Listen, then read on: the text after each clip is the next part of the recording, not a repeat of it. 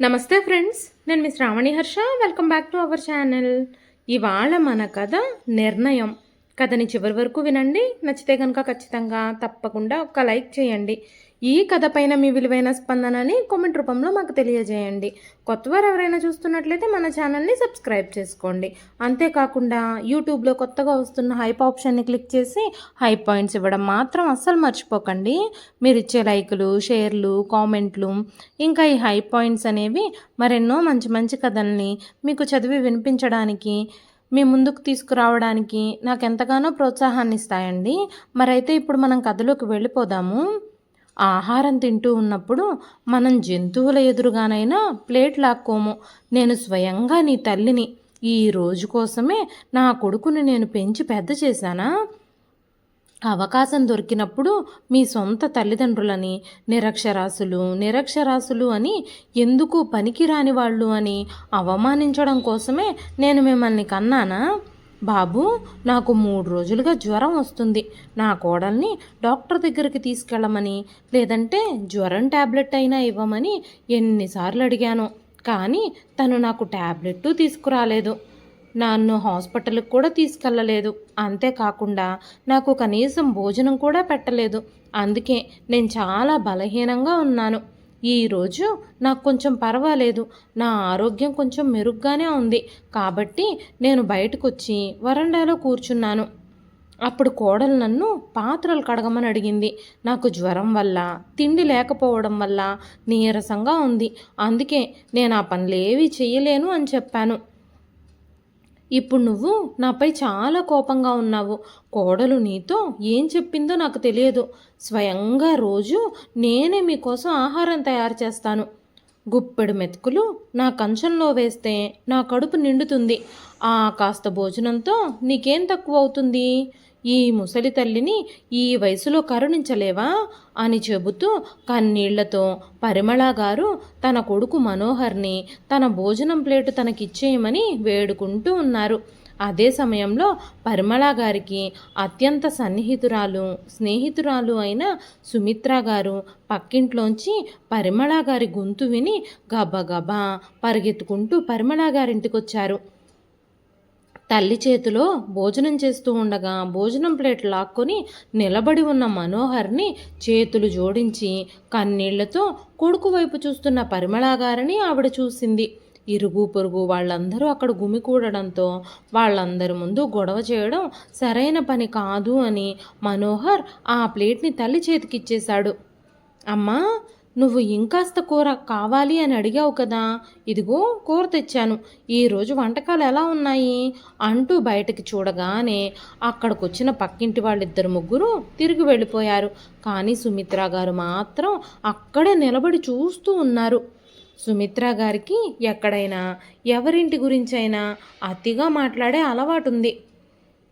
ఎవరింట్లో అయినా గొడవ జరిగితే ఆ విషయాలన్నీ తీసుకెళ్ళి అందరితో చెబుతుంది. ఆ విషయం మనోహర్కి తెలుసు. కాబట్టి సుమిత్ర గారి ముందు తన తల్లిని ఏమీ అనాలని అనుకోలేదు. ఒకవేళ అంటే ఆ విషయం అంతా ఊరంతా షికార్లు చేసేస్తుందని మనోహర్కి తెలుసు. పరిమళ గారి ఇంటి పరిస్థితులన్నీ సుమిత్ర గారికి మొత్తం తెలుసు. సుమిత్ర గారి లక్ష్యాల్లో ఒకటి తన స్నేహితురాలు పరిమళకి సహాయం చేయడం, తనని కాపాడడం కూడా. అందుచేత మనోహర్ పరిమళ గారిని ఏమైనా చేస్తున్నాడు అని గ్రహించిన వెంటనే, కొడుకు పరిమళ గారితో గొడవ పడుతున్నాడు అన్న విషయం గ్రహించిన వెంటనే ఆమె ఇంట్లో పనులన్నీ వదిలేసి పరిమళ గారిని కాపాడడం కోసం ఎటువంటి పని లేకపోయినా వెంటనే పరిమళ గారింటికి ఏదో ఒక వంకతో చేరుకునేది. నిజానికి మనోహర్ తన భార్య డెలివరీ అయిన తర్వాత తన భార్యకి, చంటి బిడ్డకి సహాయంగా ఉండడం కోసం పరిమళ గారిని నగరానికి పిలిచాడు. భార్యకి, బిడ్డకి సేవ చేసేందుకు మాత్రమే పరిమళ గారిని తన ఇంటికి తీసుకొచ్చాడు మనోహర్. అంతే తప్ప తల్లి మీద ప్రేమతో కాదు. పరిమళ గారి భర్త మాత్రం గ్రామంలోనే ఉంటూ వ్యవసాయం పనులు చూసుకునేవాడు. పరిమళ గారి భర్త రాజారాం గారికి ఊర్లో పండ్ల తోటలుండేవి. అందులో సీజనల్ ఫ్రూట్స్ అన్నీ పండించేవారు. ప్రభుత్వ ఉద్యోగస్తులు కూడా సంపాదించలేనంత ఆదాయాన్ని ఆయన సంపాదించేవాడు. రాజారాం గారు సంపాదించిన డబ్బు ఏదైనా సరే మనోహర్ అప్పుడప్పుడు తన ఖర్చుల గురించి తన తండ్రి దగ్గర చెప్పి మొసలి కన్నీళ్లు కారుస్తూ తనకి చాలా అవసరాలున్నాయని, చాలా ఖర్చులున్నాయని, జీతం డబ్బులు సరిపోక అక్కడ ఇక్కడ అప్పులు చేయాల్సి వస్తుందని తండ్రిని నమ్మించి అతని దగ్గర నుంచి డబ్బులు తీసుకుంటూ ఉండేవాడు. రాజారాం గారు కూడా కొడుకు పట్ల ఆయనకున్న ప్రేమ వల్ల కొడుకు చెప్పే అన్ని విషయాలు నిజమే అని నమ్మి కొడుకుకు డబ్బులు ఇస్తూ ఉండేవారు. కానీ మనోహర్ మాత్రం తన తండ్రి కష్టాన్ని, తల్లి కష్టాన్ని గౌరవించేవాడు కాదు. వారితో పని చేయించుకోవడం, డబ్బులు తీసుకోవడం తన హక్కుగా భావించేవాడు. అందరు తల్లిదండ్రులు తమ తమ పిల్లల కోసం ఇలానే చేస్తారు కదా అనుకునేవాడు తప్ప తల్లిదండ్రులు చూపించే ప్రేమని ఎప్పుడూ గుర్తించేవాడు కాదు. సమయం గడిచిపోయింది. పరిమళ గారి కోడలు ప్రియ ఒక అందమైన బిడ్డకు జన్మనిచ్చింది. ఆ సమయంలో పరిమళ గారు మన వంశానికి మొట్టమొదట పుట్టిన బిడ్డ యువరాజే, యువరాజ్ అని పేరు పెడదాం అని చెప్పి మనోహర్తో చెప్పింది. ప్రియకి, మనోహర్కి కూడా ఆ పేరు నచ్చడంతో ఆ బాబుకి యువరాజ్ అని పేరు పెట్టారు. పరిమళ గారు కోడలు ఆసుపత్రి నుంచి డిశ్చార్జ్ అయిన రోజు కోడలికి, మనవడికి వెల్కమ్ చెప్పడం కోసం ఇంటి ముందు మంచి మంచి ముగ్గులతో రంగులు వేసి మరీ వెల్కమ్ హోమ్ అని రాశారు. ఇల్లంతా దీపాలతో అలంకరించారు. ఆ రోజు ఆ ఇల్లంతా దీపావళి పండగ రోజు ఇల్లులాగా మెరిసిపోతూ ఉంది. ప్రియ తన బిడ్డను తీసుకొని మొదటిసారిగా ఆ ఇంట్లో అడుగు పెట్టేసరికి ఇల్లంతా దీపాలతో వెలిగిపోతూ ఉంది. పరిమళ గారిదంతా చూసి తన కోడలు చాలా సంతోషిస్తుంది అని అనుకున్నారు. కోడలు ఇంట్లోకి రాగానే పరిమళ గారు మనవడికి, కోడలికి హారతిచ్చి పూల వర్షం కురిపించారు. తనకు, తన కొడుకుకి ఇంత ఘన స్వాగతం లభిస్తుంది అని ప్రియ కూడా ఊహించలేదు. కానీ పరిమళ గారు ప్రియాని, ఈ ఏర్పాట్లన్నీ ఎలా ఉన్నాయమ్మా?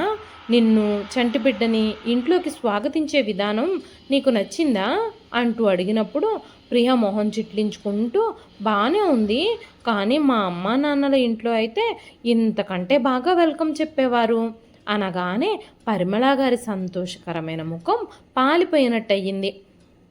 కానీ ఆవిడ ఆ సమయంలో ఏమీ మాట్లాడకుండా మౌనంగా ఉండిపోయింది.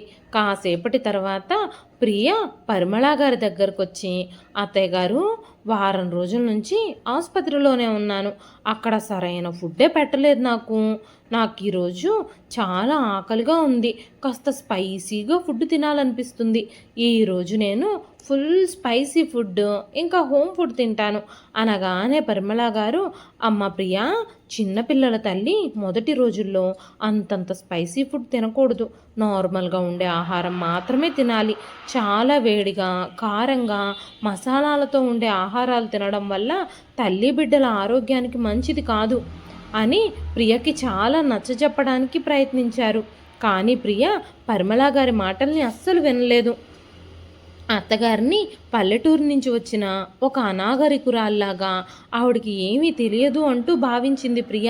తనని తాను తెలివైన, విద్యావంతురాలుగా, ఆధునికమైన అమ్మాయిగా భావించి ఇప్పుడు ఈ పాత పద్ధతులన్నీ ఎవ్వరూ పట్టించుకోవడం లేదు. ఇంతకుముందు కాలంలో జనాలకి తినడానికి ఏమీ ఉండేది కాదు కాబట్టి అలా సాధారణమైన ఆహారాన్ని తినేవారు. ఇప్పుడు మనకేం లోటు? ఆ కాలంలో ఇటువంటి రుచికరమైన ఆహారం దొరకదు కాబట్టి మీరు దొరికిన ఫుడ్తో అడ్జస్ట్ అయి ఉండొచ్చు. నాకు మాత్రం ఈరోజు రుచికరమైన ఆహారం, ఇంకా స్పైసీగా ఉండే ఆహారం మాత్రమే కావాలి. నేను అదే తినాలని అనుకుంటున్నాను. నేను చెప్పినట్టు చెయ్యండి. నేను మీ నుంచి ఇలాంటి సలహాలు ఏవి వినాలి అని అనుకోవడం లేదు. కనుక నాకు స్పైసీ ఫుడ్ చేసి పెట్టకపోతే మీ అబ్బాయికి ఫోన్ చేసి మీరు నన్ను సరిగ్గా చూసుకోవడం లేదు అని చెప్పేస్తాను అంది ప్రియ. పరిమళ గారికి మనోహర్ కోపం గురించి బాగా తెలుసు, ప్రియ గురించి కూడా తెలుసు. ప్రియ లేనిపోనివన్నీ కల్పించి మనోహర్కి చెబుతుంది. మనోహర్ నిజమేమిటో అబద్ధమేమిటో తెలుసుకునే స్థితిలో ఉండడు. ప్రియ చెప్పిందే నిజం అనుకుని తన మీదే కోపం తెచ్చుకుంటాడు. ఇక ప్రియ చెప్పిన మాటలు విని తన భోజనం కూడా లాగేసుకుంటాడు. అందుకే ఈ మూర్ఖుల బారిన పడే బదులు వారికి అనుగుణంగా ప్రవర్తిస్తే బాగుంటుంది అని పరిమళ గారు భావించారు. తర్వాత ఏం జరిగినా వాళ్లే బాధ్యత వహిస్తారు అనుకుంటూ ఆలోచించి ప్రియ కోసం తను చెప్పినట్టుగానే స్పైసీ ఫుడ్డే సిద్ధం చేసింది. ఆ రోజు అంత స్పైసీ ఫుడ్ దొరకడం వల్ల ప్రియా పీకల వరకు తిని వేళ్లను నాకుతూనే ఉంది. అత్తయ్య గారు, కడుపు నిండింది కానీ మనసే నిండలేదు. ఇంకా ఇంకా తినాలనిపిస్తుంది కానీ కడుపులో ఖాళీ లేనంత తినేసాను ఇప్పటికే అని చెబుతున్న కోడల్ని చూసి పరిమళ గారు, భగవంతుడా, ఏమిటి పిల్ల ఇంత స్పైసీ ఫుడ్డు ఇంత కడుపు నిండే వరకు తినేసింది? బాలింతరాలు పథ్యం గురించి ఈ కాలం పిల్లలకి ఎవరు చెబుతారు? బిడ్డకి తల్లికి ఎలాంటి అనారోగ్యము కలగకుండా నువ్వే కాపాడు తండ్రి అని భగవంతుణ్ణి వేడుకుంది. మనవడికి ఎలాంటి ఇబ్బంది కలగకూడదు అని చెప్పి ప్రియని నేను బతిమాలుతూనే ఉన్నాను. అయినా సరే తను అంత స్పైసీ ఫుడ్ తినేసింది. ఈ కాలం పిల్లలు పెద్దవాళ్ల మాటల్ని ఎక్కడ వింటున్నారు అనుకుంటూ పరిమళ గారు తన కోడలు మరియు మనవడి ఆరోగ్యం గురించి చాలా ఆందోళన చెందారు. అందరూ భోజనం చేసి పడుకున్నారు. రాత్రి 1 గంట ప్రాంతంలో చిన్నబాబు ఏడవడం మొదలుపెట్టాడు. ప్రియకి కూడా కడుపులో మంటలు మొదలయ్యాయి. పిల్లవాడు బాత్రూంకి వెళ్ళడం కూడా మొదలుపెట్టాడు. తనకి మోషన్స్ అవుతున్నాయి. ఆపకుండా ఏడుస్తూనే ఉన్నాడు. ప్రియకి కూడా లూజ్ మోషన్స్ స్టార్ట్ అయ్యాయి. ఇప్పుడు ప్రియాకి మసాలా కూరలు, స్పైసీ ఫుడ్డు తిని ఎంత పెద్ద తప్పు చేసిందో తన తప్పు తనకి అర్థమైపోయింది. కానీ తను తన తప్పును అంగీకరించడానికి సిద్ధంగా లేదు. ఎలాగైనా సరే ఈ తప్పుని అత్తగారి మీదకే నెట్టేయాలి అని అనుకుంటూ అత్తగారిపై కోపంతో, అత్తయ్య గారు, నేను ఇప్పుడే ఒక బిడ్డకి జన్మనిచ్చాను. వారం రోజులు కూడా గడవలేదు. అయినా సరే నేను అడిగానే అనుకోండి, మీరు నాకు అలాంటి స్పైసీ ఫుడ్ ఎందుకు తినిపించారు? నేనే స్పైసీ ఫుడ్ తినాలనిపిస్తుంది అని పట్టుబట్టానని నాకు తెలుసు. కానీ మీరు పెద్దవారు, అన్నీ తెలిసిన వారు. ఆ ఫుడ్ తింటే ఏమవుతుందో కూడా మీకు తెలుసు. కాబట్టి నన్ను తిట్టి మీరు నన్ను ఆపి ఉండాల్సింది. మీరే దీనంతటికీ కారణం. బాబుకు చూడండి ఎలా మోషన్స్ అవుతున్నాయో. మీరు పెద్దవాళ్ళని, మాకంటే అన్ని విషయాలు తెలిసుంటాయని మిమ్మల్ని ఇక్కడికి తీసుకొచ్చుకున్నాను చూడండి అంటూ అత్తగారిని తీడుతూ భర్తని రెచ్చగొట్టింది ప్రియ. మనోహర్తో, మీ అమ్మ నిజంగా పల్లెటూరి మూర్ఖురాలు. అలాంటి కొంచెం కూడా ముందు చూపు లేని, సంస్కారం లేని స్త్రీ నా ఇంట్లో ఉండడానికి వీల్లేదు. నా బిడ్డకి, నాకు, ఇద్దరికీ మీ అమ్మ వల్ల ప్రమాదమే. ఈవిడ ఇంట్లో ఉండడం వల్ల నా బిడ్డ సక్రమంగా ఎదుగుతాడో లేదో కూడా తెలియదు. ఈవిడ సంరక్షణలో మా ఇద్దరికీ ఏమవుతుందో కూడా నాకు అస్సలు తెలియడం లేదు. బాబు పెద్దయ్యాక కూడా ఈవిడ తన పల్లెటూరు భాషా జ్ఞానాన్ని, ఆ మొరటు మాటల్ని నా బిడ్డపై ప్రయోగిస్తుంది. ఇలాంటి సంస్కారహీనులకి జ్ఞానం ఉండదు. తమకు తెలిసిందే పిల్లలకు కూడా నేర్పించాలని చూస్తారు. రేపు ఉదయాన్నే తిరిగి ఆవిడ్ని ఊరికి పంపించేయండి అని ప్రియా చెప్పినప్పుడు మనోహర్ కూడా తన తల్లి గ్రామంలో నివసించడం వల్ల తనకేమీ తెలీదు అని భావించాడు. తన తల్లికి తెలివితేటలే లేవు అని అనుకున్నాడు. కాబట్టి మనోహర్ ప్రియా ఇంకా తన చిన్నబాబు పరిస్థితి చూసినప్పుడు కోపంతో తల్లిని తిట్టాడు. ఉదయాన్నే ఊరికి వెళ్ళిపోవడం కోసం తన ఇంట్లో నుంచి బయలుదేరుతూ ఉండగా మనవణ్ణి చూసేందుకు రాజారాం గారు ఊరు నుంచి చాలా వస్తువులు, పళ్ళు, బహుమతులు తీసుకొని కొడుకింటికి చేరుకున్నారు. తన ఇంటి గుమ్మంలో అన్ని సామాన్లతో ఉన్న తండ్రిని చూసిన మనోహర్కి అత్యాశ కలిగింది. తండ్రి ముందు అసలు ఏం గొడవ జరగనట్టు నటిస్తూ, అమ్మా, నువ్వు నాన్నగారి మీద బెంగ పెట్టుకుని ఊరెళ్ళిపోతానని గొడవ చేస్తున్నావు కదా, ఇప్పుడు చూడు, మనల్ని కలవడానికి నాన్నగారే వచ్చారు చూడు. ఆయన సామాన్లన్నీ లోపల పెట్టు. ఇంక నువ్వు ఊరికి వెళ్ళాల్సిన అవసరం లేదనుకుంటాను. నాన్నగారిని నువ్వే స్వయంగా ఇక్కడే చూస్తున్నావు కదా, నాన్నగారికి టీ ఇంకా మంచినీళ్లు తీసుకురా అని చెప్పగానే రాజారాం గారిని చూసిన పరిమళ గారి కళ్ళల్లో నీళ్లు తిరిగాయి. ఆ కన్నీళ్లు రాజారాం గారి దృష్టిని కూడా దాటిపోలేదు. కానీ ఆయన ఆ సమయంలో ఏమీ మాట్లాడలేదు. పరిమళ గారు తన కన్నీళ్లను తుడుచుకొని తన భర్త తీసుకొచ్చిన వస్తువుల్ని తన గదిలో ఉంచి వంటగదిలోకి వెళ్ళి అందరికీ వంట చేయడం మొదలుపెట్టింది. పరిమళ గారు తన కోడల దగ్గరకు వెళ్ళి, అమ్మా ప్రియా, నేను నీకోసం ఏం చేయమంటావు అనగానే కోడలు గర్జిస్తున్నట్టుగానే మాట్లాడుతూ, అత్తయ్య గారు, ప్రసవం అయిన తర్వాత కొత్త తల్లి ఏం తినాలో ఏం తినకూడదో ఇవన్నీ మీకు తెలియదా అంటూ గట్టిగా కేకలు వేసింది. ఆ సమయంలో పరిమళ గారు కోడలికి ఏ సమాధానము చెప్పలేదు. అయితే ఇంతకుముందు పరిమళ గారు తన కోడలి కోసం బాలింతరాలు తినవలసిన ఆహారాలని స్వయంగా ఉండేది. కానీ ప్రియ ఆమెతో, అత్తయ్య గారు, నన్ను అడగకుండా నా కోసం మీ ఇష్టం వచ్చినవన్నీ వండొద్దు. మీ ఇష్టం వచ్చినవన్నీ వండి పెడితే నేనెలా తింటాను? మీ ఇష్టానికి వండితే నేను తినను అని చెప్పింది. ఇప్పుడేమో మీకు తెలియదా ఏం వండి పెట్టాలో అంటుంది. పాపం పరిమళ గారికి ఏం చేయాలో అర్థం కాలేదు. అప్పుడు రాజారాం గారు పరిమళ గారిని పిలిచి, పరిమళ, దయచేసి ఒక గ్లాసు నీళ్లు తీసుకురా అన్నారు. పరిమళ గారు ఒక గ్లాసు నీళ్లు తీసుకొని రాజారాం గారి దగ్గరకు వెళ్ళారు. తన దగ్గరగా వచ్చిన పరిమళ గారి మొహం చూసినప్పుడు, తనని కంటికి రెప్పలా చూసుకునే భార్య మొహంలో బాధ చూసినప్పుడు ఆయనకి కళ్ళు చెదిరిపోయినట్టుగా అయ్యాయి. ఆమె చాలా ఏడ్చినట్టుగా అనిపించింది ఆమె ముఖం. రాజారాం గారు పరిమళ గారి చెయ్యి పట్టుకుని దగ్గర కూర్చోబెట్టుకొని, పరిమళ, ఏమైంది? నీ ఆరోగ్యం బాగానే ఉందా? లేదంటే ఎవరైనా నిన్నేమైనా అన్నారా? నీ మొహం ఎందుకు ఇంత పాలిపోయింది? నువ్వు ఎందుకంత ముభావంగా కనిపిస్తున్నావు? ఏమైంది చెప్పు అంటూ అడిగారు. రాజారాం గారి నుంచి అలాంటి తృప్తితో కూడిన ప్రశ్నలు విన్నప్పుడు పరిమళ గారు తీవ్రంగా ఏడవడం ప్రారంభించారు. తన కష్టాలు పంచుకోవడానికి తన భర్త వచ్చాడని తను భావించడం ప్రారంభించింది. తనని ఎంతగానో ప్రేమించే, సపోర్ట్ చేసే, తనకు ఏ పనిలో అయినా మద్దతు ఇవ్వడానికి ఎవరైనా ఉన్నారు అంటే అది రాజారాం గారే. కానీ కొడుకు, కోడలు మాత్రం ఆమెను నిస్సహాయంగా మార్చి పని మనిషిలాగా చేసేశారు. రాజారాం గారు పరిమళ గారిని తన చేతుల్లోకి తీసుకుని ఆమె వీపు మీద ప్రేమగా నిమురుతూ అడిగారు, పరిమళ, నేను వచ్చేసాను కదా, నువ్వు భయపడాల్సిన అవసరం లేదు. ఏం జరిగిందో భయం లేకుండా నాతో చెప్పు అనగానే పరిమళ గారు కాసేపు ఏడ్చి కన్నీళ్లు తుడుచుకొని తనని తాను కంట్రోల్ చేసుకుంటూ, అలాంటిది ఏమీ లేదు. నా కొడుకు కోడలి దగ్గర నాకేం ఇబ్బంది ఉంటుంది? చాలా రోజుల తర్వాత మిమ్మల్ని చూశాను కదా, అందుకే కంట్రోల్ చేసుకోలేక ఏడ్చేశాను అంటూ అక్కడి నుంచి లేచి వెళ్ళిపోయింది. ఎందుకంటే తన కొడుకు మనోహర్ కూడా తనకి దగ్గరలోనే కూర్చుని ఆమెను చూస్తూనే ఉన్నాడు. కోడలు కూడా బయట నుంచి తన వైపు చూస్తూ సైగలు చేస్తూ ఏమీ చెప్పొద్దని వాళ్ళ వైపు చూస్తూనే ఉంది. కానీ రాజారాం గారికి ఇక్కడ ఏదో తప్పు జరుగుతుంది అని, పరిమళ గారు ఏదో ఒక విషయానికి తీవ్ర దిగ్భ్రాంతికి గురైందని, ఏదో ఒక విషయానికి ఆవిడ ఆందోళన పడుతుందని ఆయన ఆలోచిస్తున్నారు. అందుకే మళ్ళీ చెయ్యి పట్టుకుని కూర్చోబెట్టి, పరిమళ, నువ్వు అబద్ధం చెప్పినా నీ కళ్ళు అబద్ధం చెప్పలేవు. నువ్వు ఏ విషయం గురించి ఇంత విచారంగా ఉన్నావో నాతో చెప్పు. నీ మనసులో ఉన్న విచారమంతా నీ కళ్ళల్లో స్పష్టంగా కనిపిస్తుంది. దయచేసి నాకు చెప్పు, నీ సమస్య ఏమిటి అని అడిగారు ఆయన.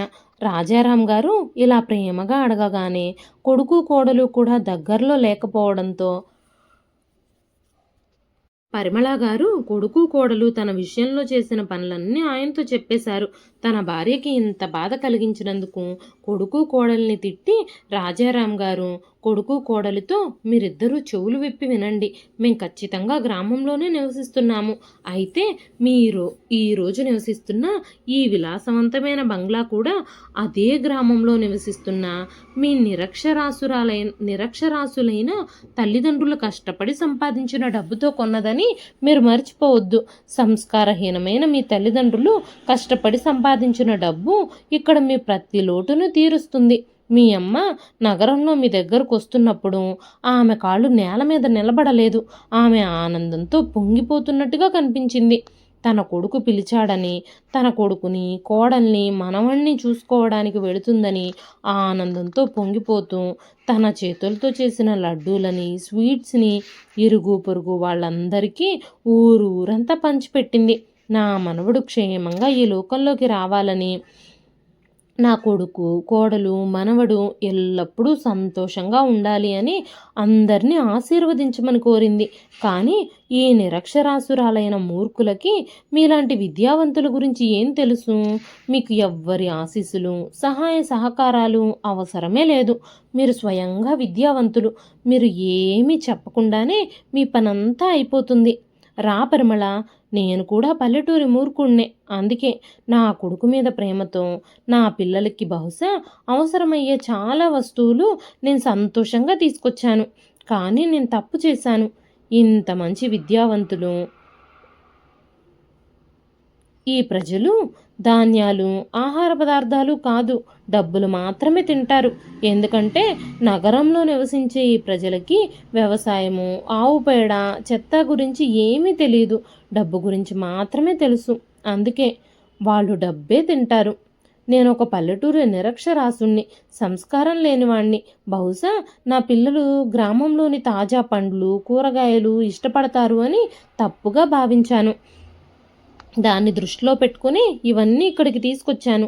క్షమించు బాబు, నేను తప్పు చేశాను అని చెబుతూనే రాజారాం గారు తన కొడుకు, కోడల ముందు చేతులు జోడించి క్షమాపణలు చెప్పడం ప్రారంభించారు.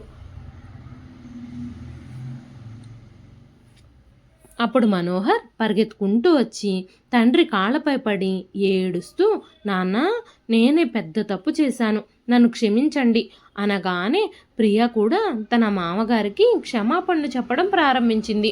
అప్పుడు రాజారాం గారు ఇలా అన్నారు, మీరు దూషించి అవమానించిన దేవత లాంటి మీ అమ్మకు చెప్పండి క్షమాపణ. ఆవిడకి క్షమాపణ చెప్పడం మానేసి నన్ను క్షమించమని అడుగుతున్నారే, నా పాదాలు పట్టుకొని క్షమాపణలు చెప్తున్నారే. మీరు క్షమాపణ చెప్పాల్సి వస్తే పరిమళకి క్షమాపణలు చెప్పండి. ఆమె మిమ్మల్ని క్షమించినట్టయితే నేను కూడా మిమ్మల్ని క్షమిస్తానని అర్థం చేసుకోండి అనగానే కొడుకు, కోడలు ఇద్దరూ పరిమళ గారి పాదాలు పట్టుకొని క్షమాపణలు చెప్పడం ప్రారంభించారు.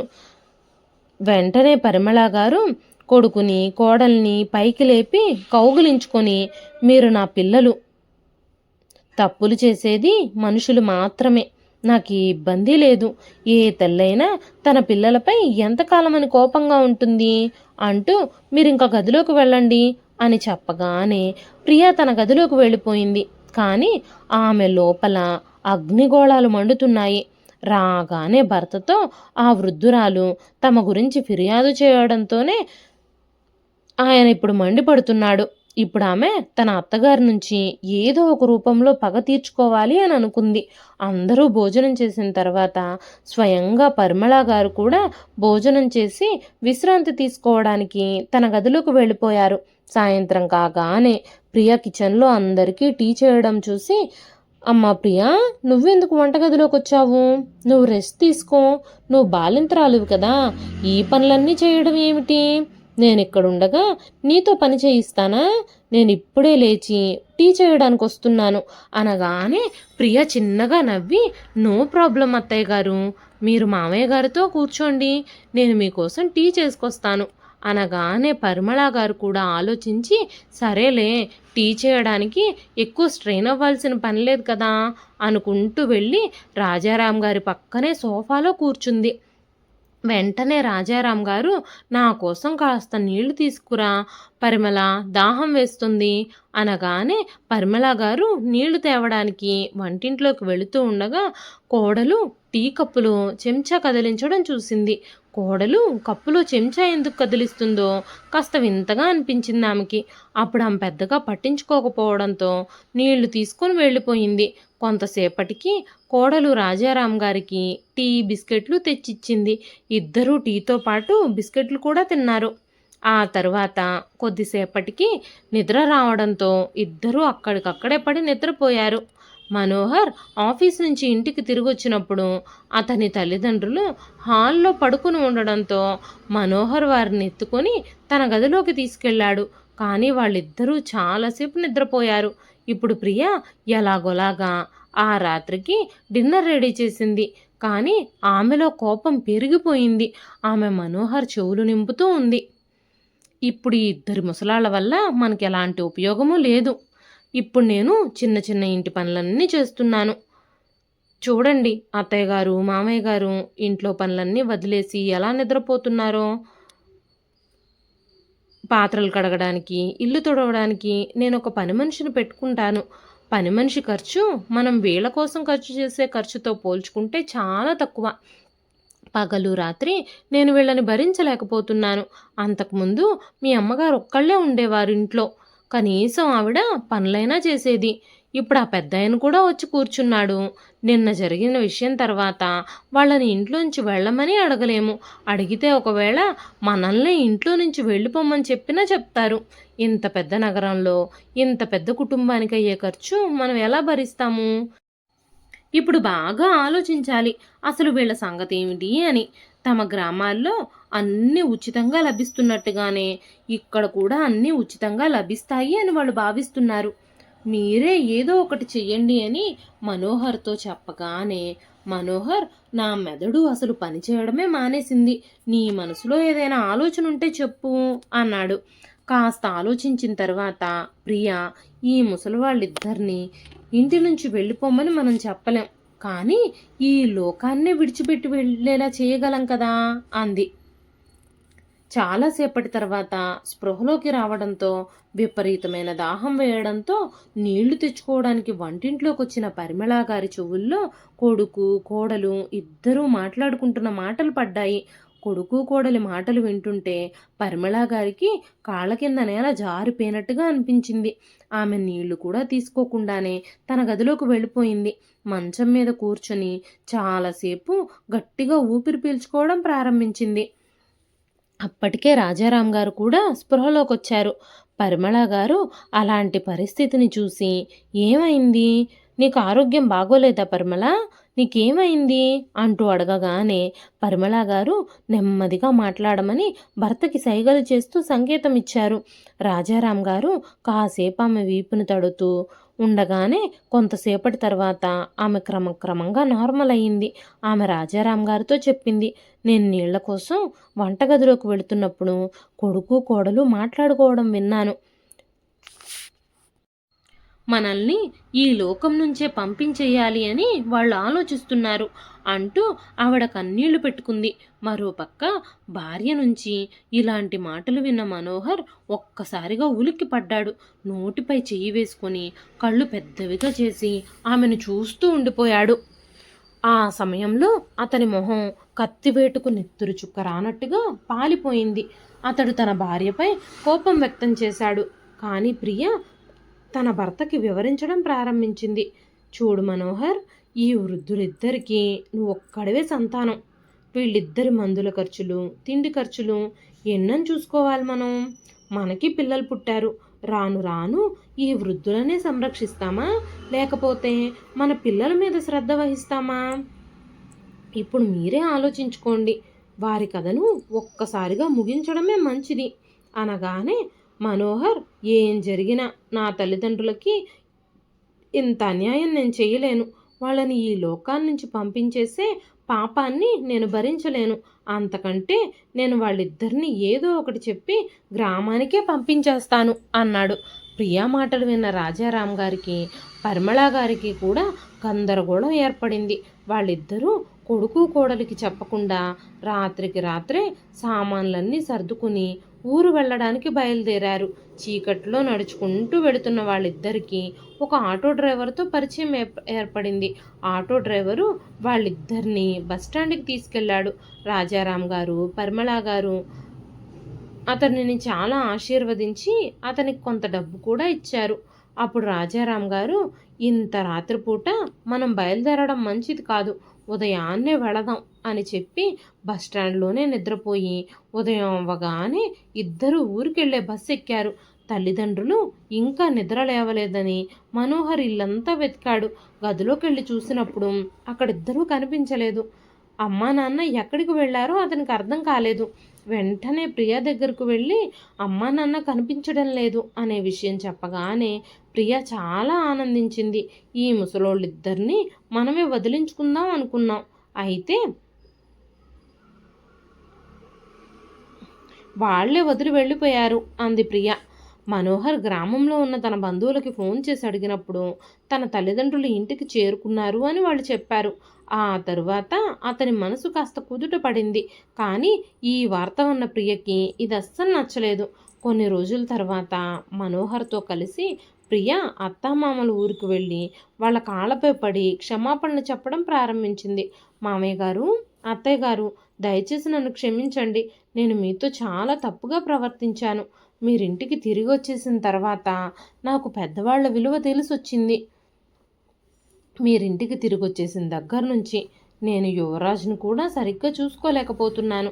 కాబట్టి మీరు మాతో పాటు వచ్చి అక్కడే ఉండాలి అంటూ అత్తగారిని ప్రాధేయపడింది.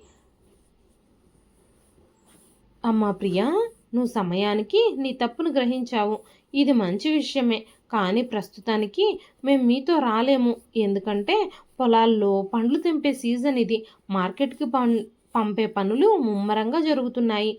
మాకు ఖాళీ దొరికిన వెంటనే మీ ఇంటికొచ్చే విషయం గురించి మేము ఆలోచిస్తాము అని చెప్పారు వాళ్ళిద్దరూ.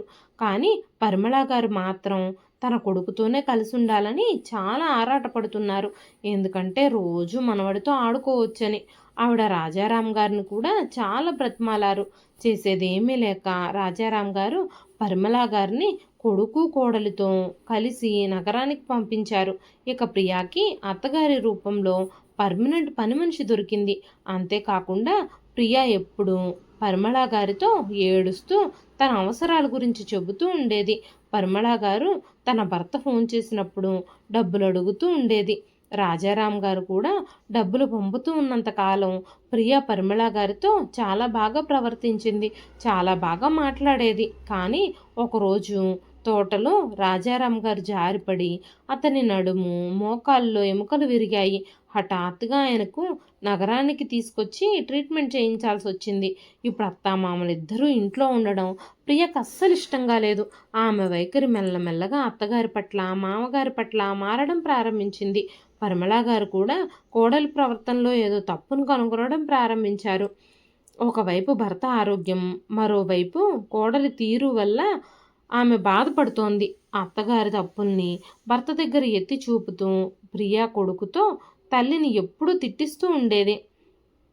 మనోహర్ కూడా తన తండ్రి చికిత్స కోసం డబ్బు ఖర్చు చేయడం గురించి ఆందోళన చెందుతూ ఉండేవాడు. ప్రియ ఏ ఒక్క అవకాశాన్ని కూడా వదలకుండా అత్తగారిపై నిందలు వేస్తూ ఇంట్లో గందరగోళం సృష్టించేది. కొన్ని రోజులు ఆసుపత్రిలో ఉంచిన తర్వాత రాజారాం గారు కాస్త కోలుకున్నారు. ప్రియ అత్తామామల్ని అవమానిస్తూనే ఉండేది.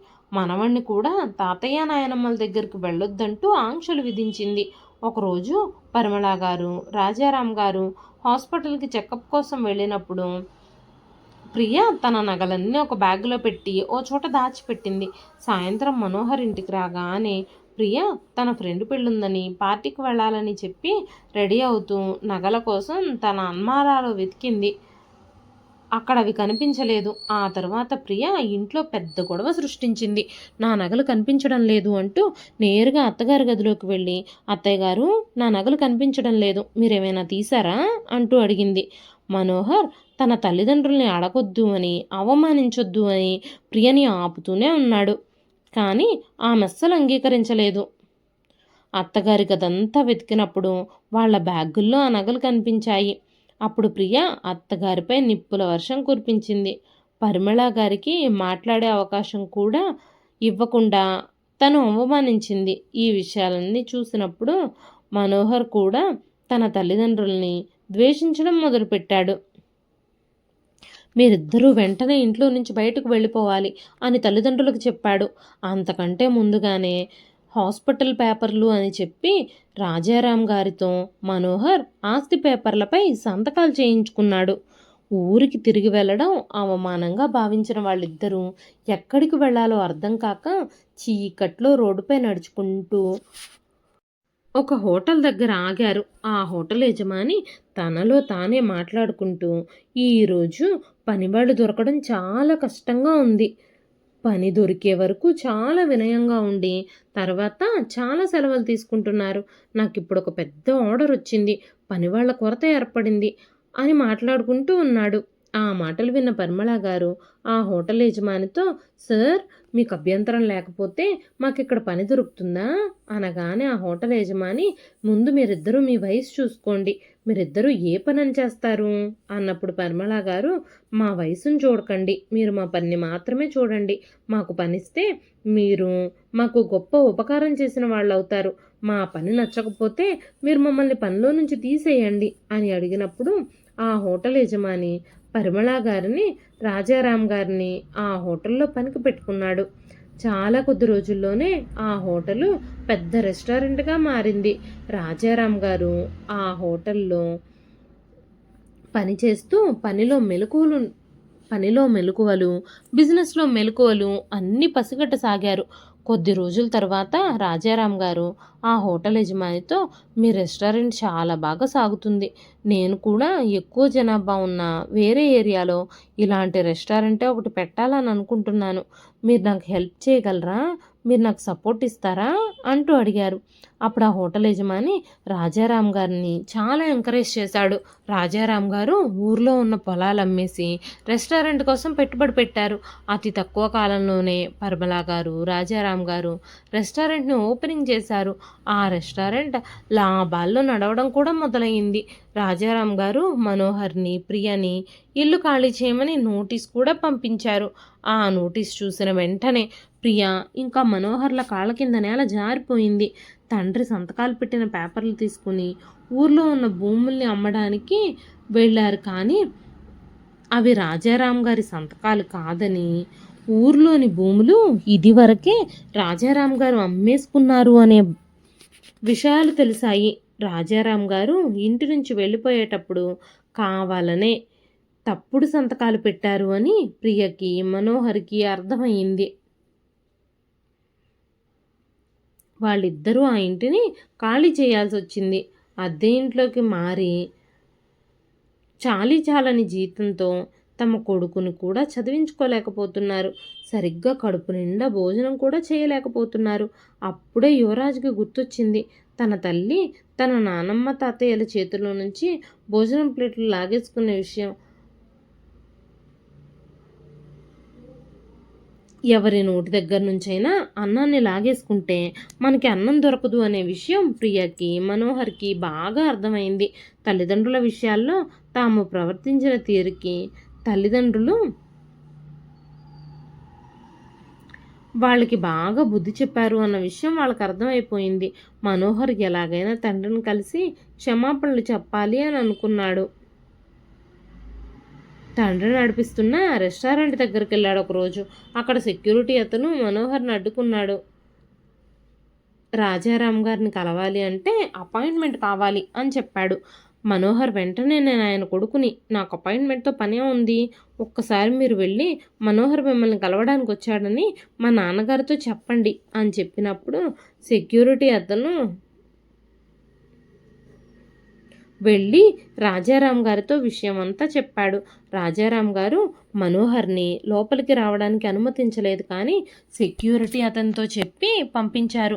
యువరాజ్కి సంబంధించిన స్కూల్ ఫీజులు తానే కడతానని, అంతే తప్ప కొడుకు కోడలి మొహం కూడా ఆయన చూడాలి అని అనుకోవడం లేదు అని చెప్పారు.